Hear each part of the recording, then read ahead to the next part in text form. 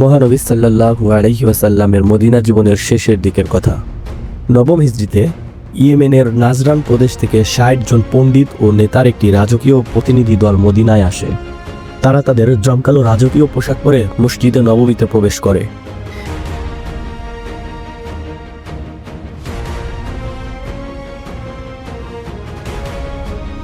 এরপর নবী করিম সাল্লাল্লাহু আলাইহি ওয়াসাল্লামের সাথে এক ঐতিহাসিক বিতর্কে জড়ায়। তাদের দাবি ছিল, হযরত ঈসা আলাইহিস সালাম যেহেতু পিতা ছাড়া অলৌকিকভাবে জন্মগ্রহণ করেছেন, তাই তিনি ঈশ্বরের পুত্র।